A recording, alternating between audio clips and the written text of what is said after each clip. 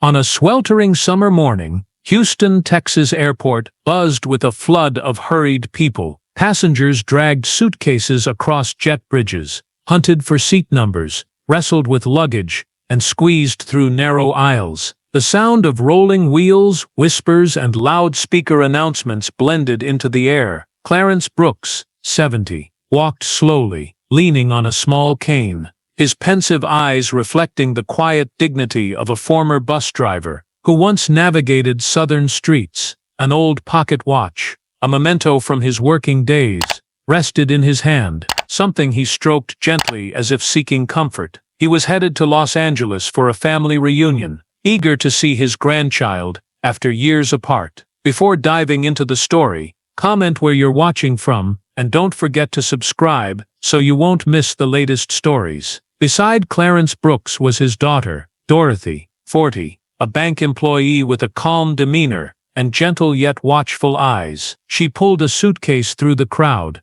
helping her father settle into a seat near the aisle. "Sit here, Dad," she said softly, placing her bag beside him. Clarence smiled, his voice warm and low. "I'm fine, thank you, dear." Dorothy bent to check his seatbelt and position, her gaze occasionally darting around like a professional habit, ensuring her father's safety and comfort. Across the aisle, Ronald Hayes, 48, sat rigid with palpable tension. Dressed in a pressed shirt, he sat bolt upright, hands gripping the armrests tightly. His eyes swept over the passengers, cold and detached. An office worker, Ronald carried a simmering nameless anger that showed only in furrowed brows and muttered complaints. When Clarence asked a flight attendant for water, Ronald frowned, muttering just loud enough for Dorothy to hear. "These people, can't they keep quiet?" His contempt didn't need volume to weigh down the air. Clarence didn't hear, calmly flipping through a newspaper,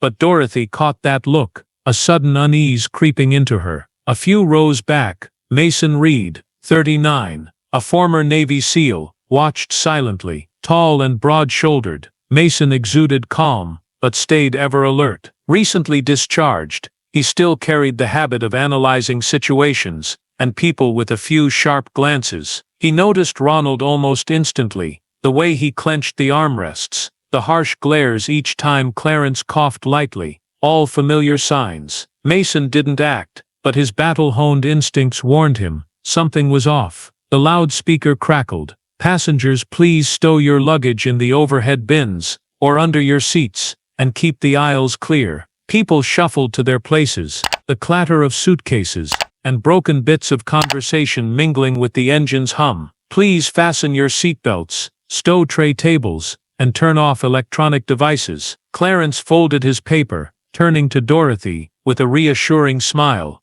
"It's all right, dear. Everything will be fine." Dorothy returned a faint smile, but her eyes accidentally met Ronald's, and this time, his glare felt like a cold warning. She froze, her hand tightening on her father's, as if to steady herself. The flight from Houston to Los Angeles leveled off, the engines purring softly. Clarence, by the window, focused on an article about railroad history, his hand brushing the worn pocket watch, a keepsake he carried to keep peace within. A cough interrupted him, and he quickly covered his mouth with a handkerchief. "Must be the dry air," he murmured. Dorothy pulled a water bottle from her bag, handing it to him, her eyes never straying far from the cabin. Used to handling difficult clients, she couldn't shake the unease Ronald's stare stirred in her. Ronald sighed heavily at Clarence's cough. "Can't keep quiet," he grumbled, louder this time. His scornful gaze flicked to Clarence, then lingered on Dorothy, daring her.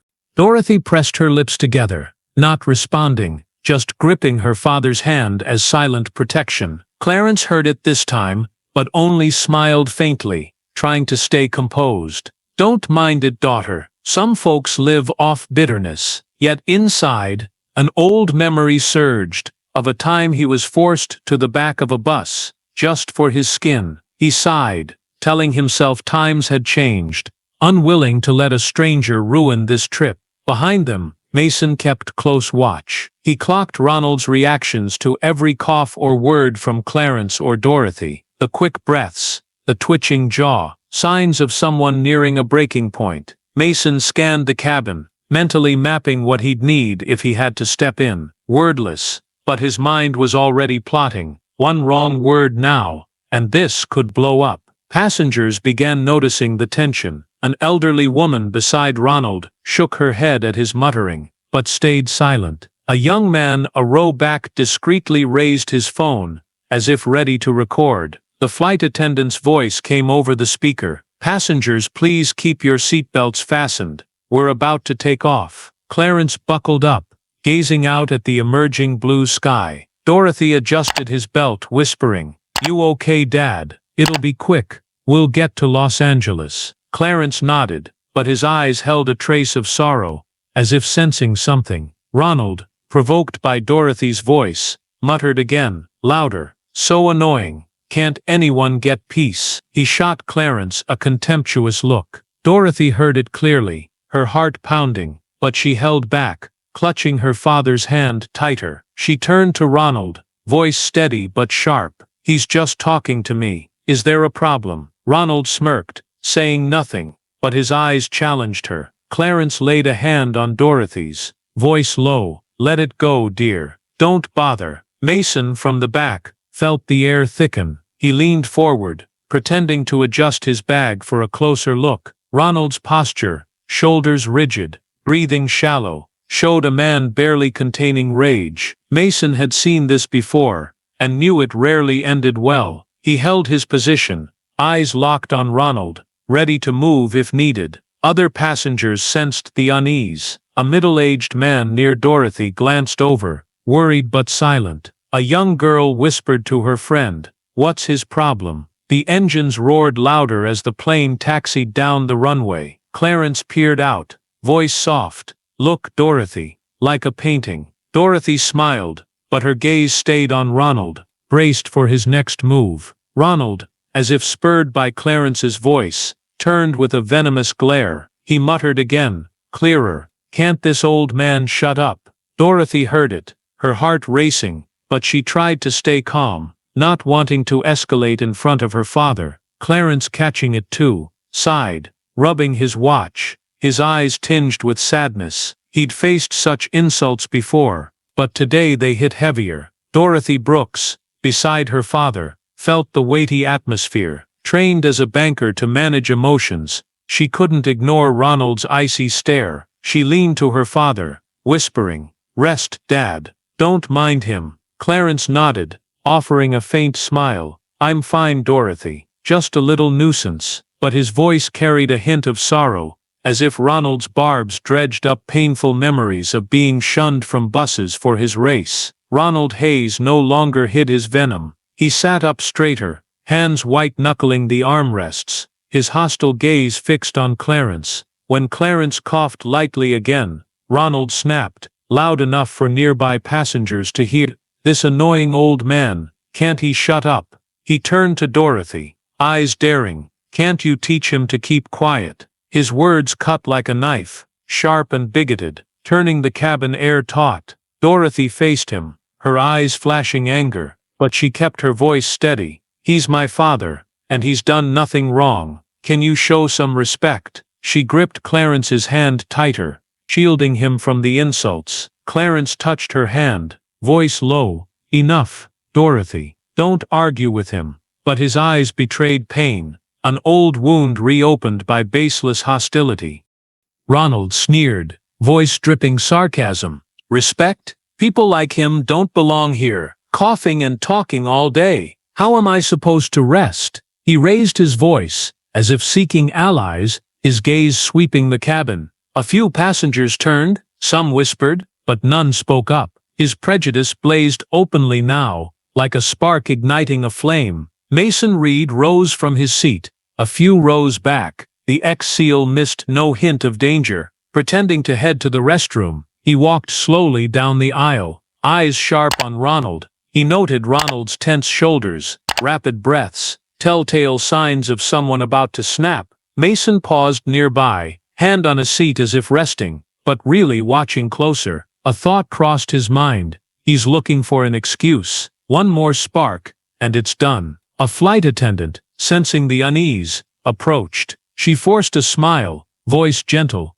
Can everyone stay calm? It's a long flight. Ronald snapped back. I just want quiet, and he's bothering me. Don't you see? She hesitated, soothing. I'll get water for you. Please cooperate. But Ronald waved her off, hand slashing the air. No water. I need silence. Dorothy couldn't take it anymore. She turned to Ronald, voice sharper. He's coughing because of the dry air, not to bother you. Can't you have some empathy? Her words fueled the fire. Ronald shot up, eyes blazing. Empathy? For people like this? I don't need to. He pointed at Clarence, voice thick with contempt. This old man should stay home, not board planes. Clarence looked up, his eyes meeting Ronald's. He said nothing, just sighed, hand tightening on his watch. But his silence seemed to enrage Ronald more. He stepped closer, snarling. What are you staring at? No shame? Dorothy jumped up, blocking her father, voice trembling with fury.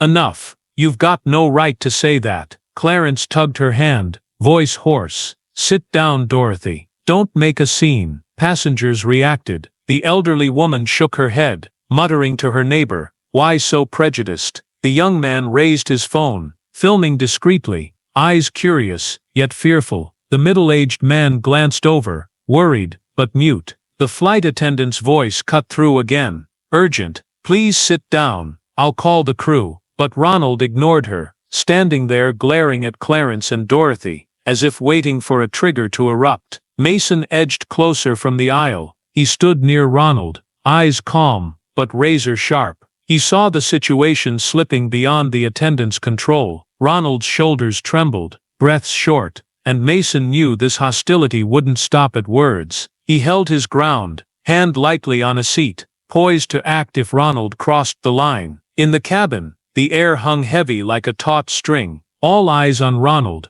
awaiting his next move. Clarence gazed out the window, eyes heavy with sorrow. He rubbed his watch again, whispering to Dorothy, I didn't want this, dear. Dorothy clasped his hand, her eyes a mix of anger and helplessness. She knew he hated conflict, but Ronald's public insults had pushed past endurance. Clarence coughed lightly, covering his mouth with a handkerchief. But that harmless act was like oil on the flames. Dorothy Brooks stood in front of her father, eyes blazing with fury. A banker trained to stay composed, she couldn't stomach Ronald, humiliating her dad. You've gone too far, she said, voice shaking but firm, hands gripping the seat to steady herself. Clarence pulled her hand, voice hoarse. Sit down, Dorothy. Don't escalate this. But Dorothy didn't listen, turning to Ronald, eyes defiant. You've got no right to insult my father like that. Ronald Hayes shot up, shoulders quaking with rage. His venomous glare locked on Clarence,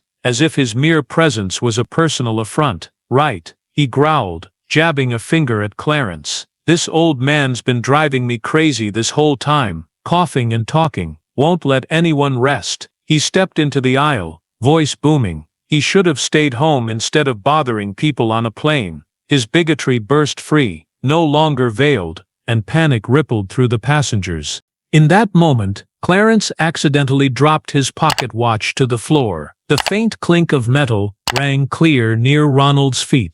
Clarence bent to pick it up, but Ronald lost all control. You dare drop something now? He roared, voice guttural. Before Dorothy could react, Ronald lunged, shoving Clarence hard into the seat and landing a punch on his shoulder. Clarence slumped sideways, head hitting the armrest, a faint grunt escaping his throat. The watch rolled away, its silver glinting on the floor. Dorothy screamed, Dad! She rushed to him, arms trembling, as she checked his shoulder and head. Dad! Are you okay? Say something. Clarence clutched his shoulder, eyes dim with pain, but he managed a weak smile. I'm fine, Dorothy. His voice was raspy, but the hurt in his eyes was plain. Nearby passengers gasped. An elderly woman cried out, My God! Hitting an old man. The young man filming shook, his hands unsteady. Mason Reed, 39, didn't hesitate a second longer.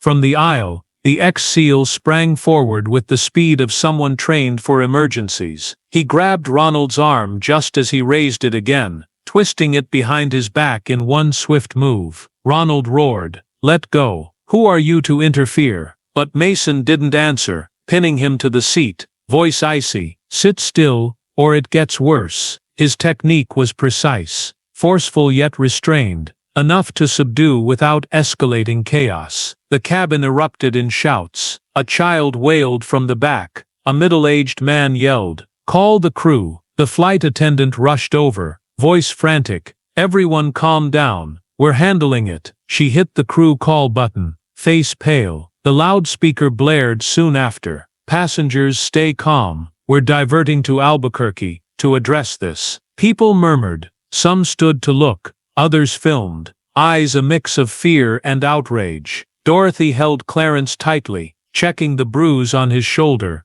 voice breaking. "Does it hurt a lot, Dad? I'm sorry I couldn't protect you." Clarence shook his head, trembling hands picking up the watch from the floor, voice hoarse. "It's not your fault, Dorothy. I'm okay." But his eyes showed pain, not just from the punch, but from the cruel assault on his dignity. Mason kept Ronald pinned, his gaze cold but steady. Ronald thrashed, snarling, "You'll regret touching me." Mason didn't reply, just tightened his grip, ensuring no further trouble. He glanced at Clarence and Dorothy, voice low but firm. "Is he all right? I'll stay until the police arrive." Dorothy nodded, tears streaming. "Thank you. I don't know what to do." Passengers began speaking up. The elderly woman shook her head. "Prejudice like this, and he hit someone. Unacceptable." The filming youth whispered, "This has to go online. People need to see." The middle-aged man eyed Mason, awed. Good thing he was here, or who knows what happened.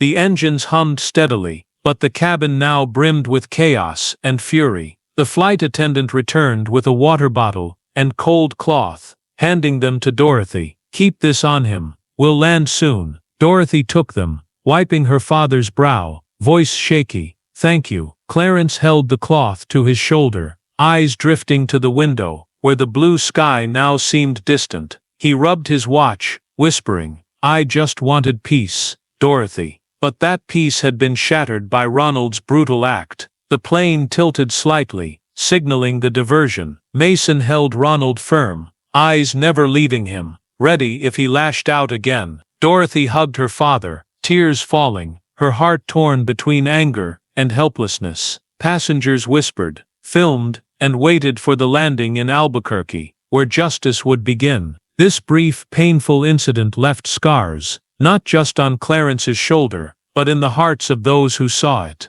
The flight from Houston to Los Angeles banked gently, engines roaring as the pilot redirected to Albuquerque, New Mexico. Cabin remained chaotic. After Ronald Hayes's violent outburst, Clarence Brooks sat hunched in his seat, hand clutching his left shoulder where a bruise was forming. His cherished pocket watch rested in his palm, but his eyes were vacant, staring out the window. Ronald's punch hadn't just hurt his body, it struck his pride, reviving scars of past prejudice he thought he'd buried. Dorothy Brooks knelt beside her father, hands trembling as she pressed a cold cloth to his shoulder. Tears rolled down her cheeks, voice choked. "Does it hurt much, Dad? I'm sorry. I couldn't stop him." A banker used to staying cool, she now couldn't hold back her helplessness and rage. Clarence gripped her hand, voice raspy. "Don't cry, Dorothy. I'm all right." He forced a faint smile to comfort her, but his eyes betrayed a deep wound, echoes of decades past. Mason Reed still restrained Ronald across the aisle. The ex-SEAL gave him no chance to struggle, hands locking his wrists, gaze sharp yet composed. Ronald growled, defiant, "You think you're a hero? I'll sue you for touching me." Mason didn't flinch, tightening his hold, voice low, "Go ahead, but sit still now." He glanced at Clarence and Dorothy, checking. "Does he need anything? Water, or more ice?" Dorothy nodded, voice trembling. "Thank you, just the cloth." The loudspeaker crackled again, the pilot's voice calm but grave. "Passengers, stay seated. We'll make an emergency landing in Albuquerque in 20 minutes. Police will board upon arrival." People murmured, some relieved, others still filming with angry eyes. The flight attendant dashed down the aisle with a small first aid kit, handing Dorothy another cold pack. "Keep it on him," she said, voice tense. We're so sorry about this. Dorothy took it, pressing it to her father's shoulder, whispering, "It'll be okay, Dad. They'll deal with him." Ronald, pinned by Mason, kept muttering, "It's all that old man's fault. I just wanted quiet." He squirmed, but Mason held firm, stopping any movement. The elderly woman nearby snapped, "Quiet? You hit him for that? Have you no shame?" The filming youth chimed in, "Assaulting an old man, and he's got excuses?" The middle-aged man eyed Mason, muttering to his neighbor, "Lucky he was here, or it'd be worse." The plane descended, landing gear rumbling beneath. Clarence leaned back, eyes on the window as Albuquerque's lights came into view. He rubbed his watch, voice soft. "I didn't expect this, Dorothy." Dorothy wiped her tears, holding his hand. "No one did, Dad, but we'll get through it." She turned to Mason, eyes grateful. "If not for you, I don't know what would have happened." As the plane touched down, the screech of tires on the runway jolted everyone. The cabin door opened, and two uniformed officers stepped aboard, faces stern. The flight attendant pointed at Ronald. He attacked this elderly man. One officer approached, voice cold. "Stand up, come with us." Mason released him, letting the police cuff Ronald. He thrashed, yelling, "I didn't do anything. That old man provoked me." But the officers ignored him, dragging him down the aisle, amid his curses. Medics boarded right after, a young woman with a first aid kit in hand. She checked Clarence, asking gently, "How do you feel? Any other pain?" Clarence shook his head, voice weak. "Just my shoulder. I'm fine." She examined the bruise, confirming, "No fractures, but you need rest. We'll take you to a hospital for more checks." Dorothy nodded, voice thick. "Thank you. I'll go with him." Passengers began rising, grabbing bags, but many lingered near Clarence and Dorothy. The elderly woman offered a water bottle. "Take this for him. I'm so sorry this happened." The filming youth stepped up, hesitant. "I got it all on video. If you need evidence, let me know." The middle-aged man patted Mason's shoulder. "You did great. Thank you." Mason nodded, eyes steady, just did what was needed. The flight attendant returned with a thin blanket, draping it over Clarence. "We've arranged a hotel for you. The flight will resume after this is sorted." Dorothy took it, covering her father, voice soft. "Thank you. He needs rest." Clarence looked at her, eyes faintly comforted. "Don't worry too much, Dorothy. I'm still here." Police escorted Ronald off, his footsteps fading. Passengers filed out, but the air stayed heavy. Dorothy hugged her father, tears falling again. "I didn't want you to go through this." Clarence stroked her hand, voice low. "I've faced worse, Dorothy. We'll get past it." He gazed out at Albuquerque's flickering lights, a mix of pain and hope in his chest that justice would come. Mason stood nearby, watching the police take Ronald away. He turned to Dorothy. "If you need a witness, just say. I'll stick around until it's clear." Dorothy nodded, voice grateful. "Thank you, really." After the emergency landing in Albuquerque, Clarence and Dorothy Brooks were taken to a local hospital for further checks. Clarence sat on a hospital bed. The doctor confirmed no serious injuries, but advised a few days' rest. Dorothy stood by him, clutching his hand, her heart heavy with anger and resolve. "We can't let this slide, Dad," she said, voice firm. "He has to pay." Clarence nodded slowly, voice low. "I didn't want this, but you're right. He can't keep hurting people." Mason Reed stayed in Albuquerque post-incident. The ex-SEAL agreed to testify, giving police a detailed account of Ronald Hayes's violence on the plane. He met Dorothy at the hospital, eyes calm but resolute.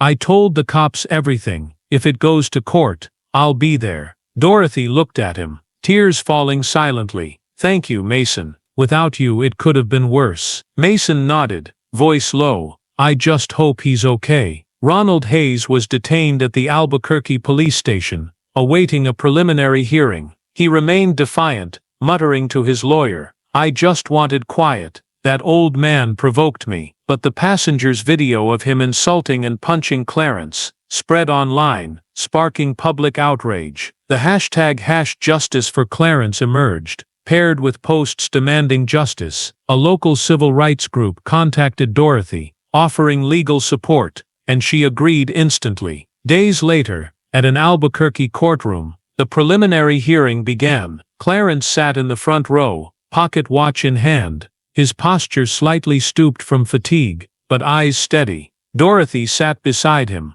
holding his hand, her gaze a mix of worry and determination. Mason stood behind, shoulders square, ready to testify. Ronald sat at the defense table, his hostile eyes scanning the room, but he stayed quiet at his lawyer's urging. The judge, a middle-aged woman, with a stern voice, banged her gavel. Let's begin. The assault case from the Houston to Los Angeles flight. The prosecutor presented the first evidence, the video from the plane's young passenger. The big screen showed Ronald rising, pointing at Clarence, snarling, "People like him don't belong here," then shoving and punching him. Dorothy's scream echoed in the footage. "Dad!" The courtroom fell silent. Some shook their heads, others covered their mouths in shock. Clarence bowed his head, clutching his watch, memories flooding back. Dorothy squeezed his hand, whispering, "Don't look, Dad, I'm here." Dorothy took the witness stand. She stood tall, voice trembling but clear.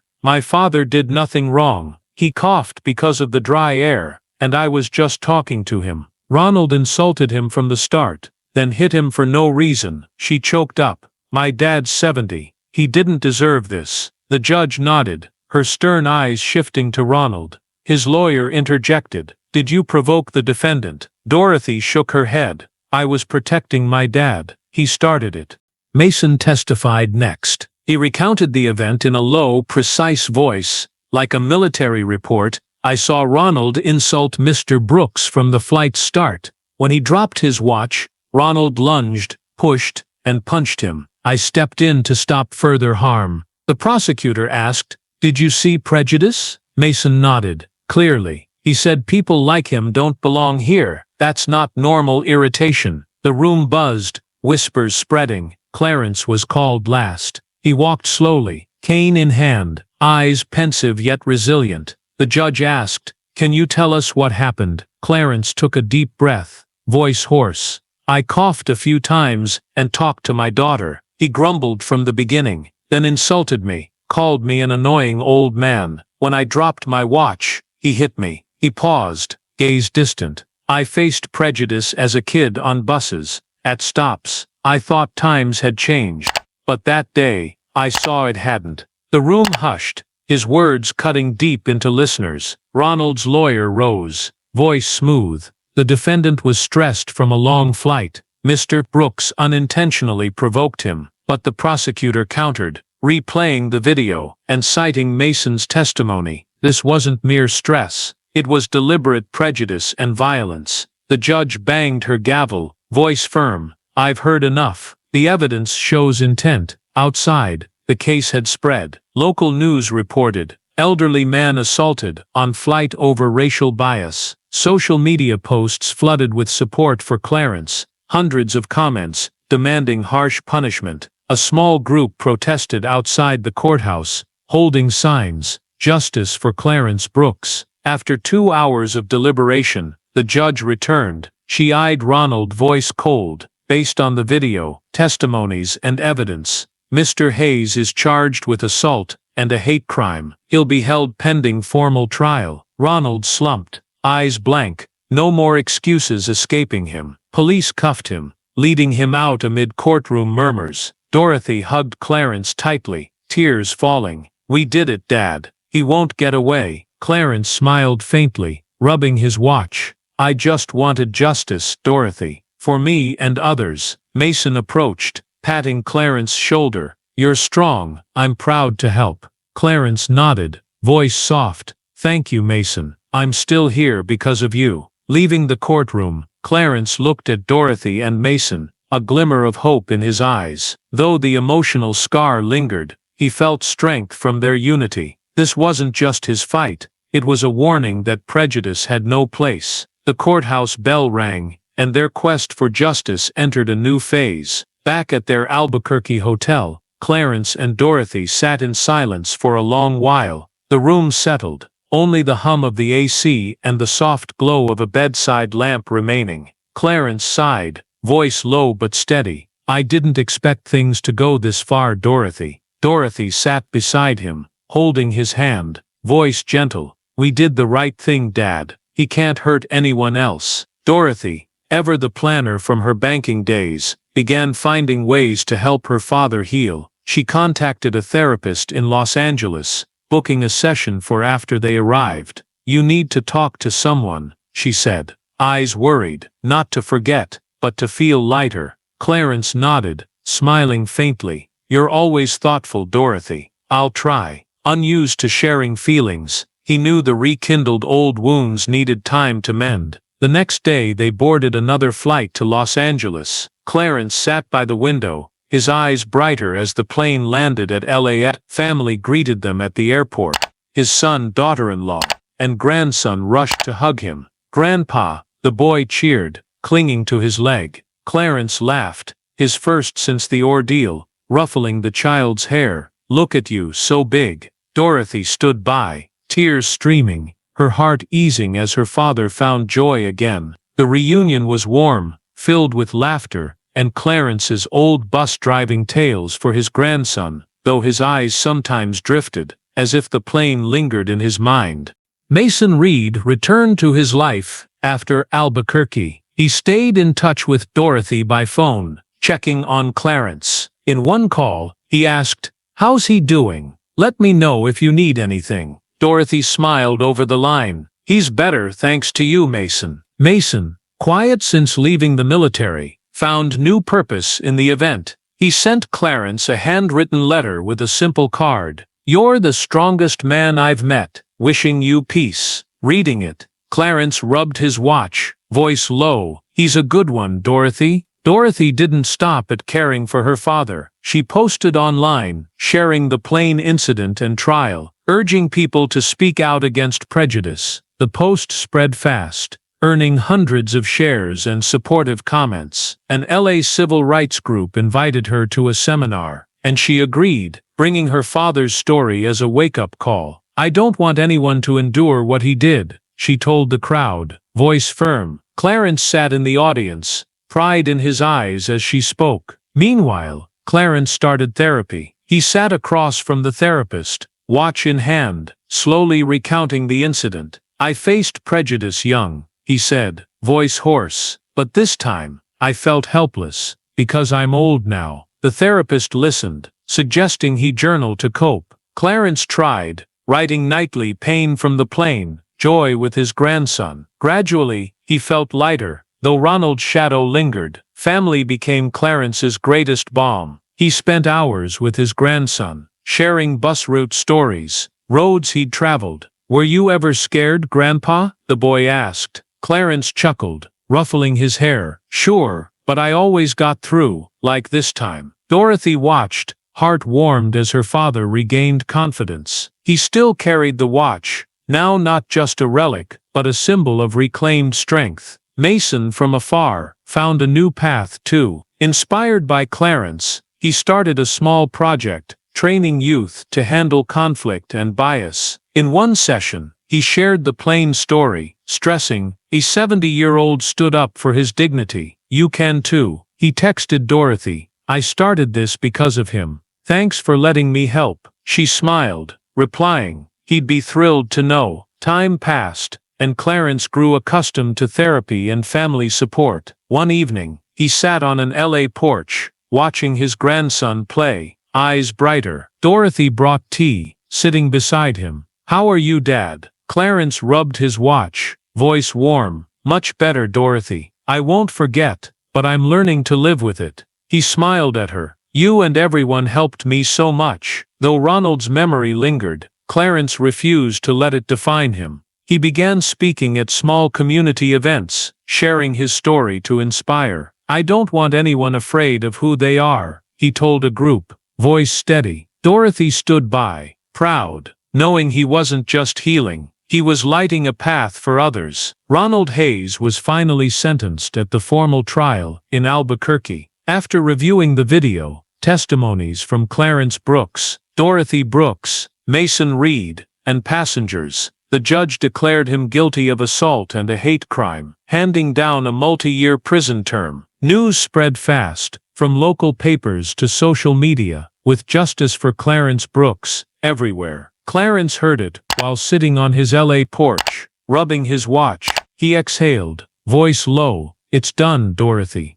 Though the plain's emotional scar remained, Clarence found new strength. He kept speaking at LA community events, recounting his tale with steady conviction. "I don't want anyone fearing their differences." Listeners applauded, eyes alight with admiration. A civil rights group sent a thank you letter, calling him a symbol of resilience. Clarence smiled reading it, rubbing his watch. "I didn't expect this, but if it helps someone, it's worth it." Dorothy resumed banking with fresh drive, volunteering for anti-bias campaigns. She looked at her father, proud. "You've inspired me, and so many." Mason grew his youth training project, expanding its reach. He sent Clarence a card. "You're why I started. All the best." Clarence kept it by a family photo, eyes warm. One afternoon, Clarence stood by Santa Monica's shore, holding his grandson's hand. Sea breeze blew as he watched the waves, smiling faintly. "See, it all works out."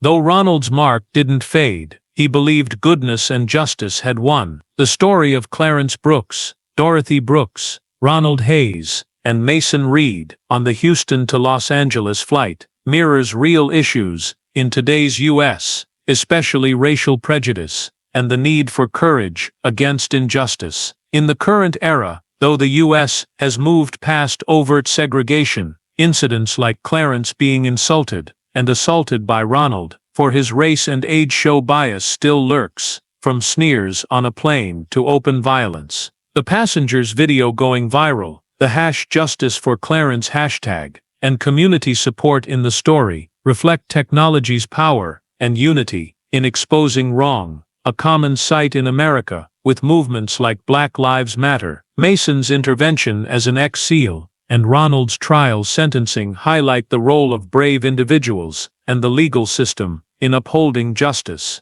The lesson here isn't just to resist prejudice, it's to act in real life. From Clarence, we learn patience and dignity. Despite blows to his shoulder and pride, he stood in court, sharing his past to demand justice, not silence. Dorothy shows protecting loved ones isn't just words, it's actions like posting online or speaking at seminars to raise awareness. Mason reminds us anyone can spark change, from stopping Ronald on the plane to training youth against conflict. He turned experience into good. Advice for Americans today: watch like Mason, speak like Dorothy, and endure like Clarence. When you see injustice, on a plane, at work, or on the street, don't look away, film it, report it, or step in, if safe, because justice doesn't come alone, it takes us all, like the community did for Clarence, in Albuquerque and Los Angeles. Subscribe to follow stories like Clarence Brooks's journey, where justice and kindness triumph over prejudice. Thanks for joining us. See you in the next video, to keep spreading positive messages.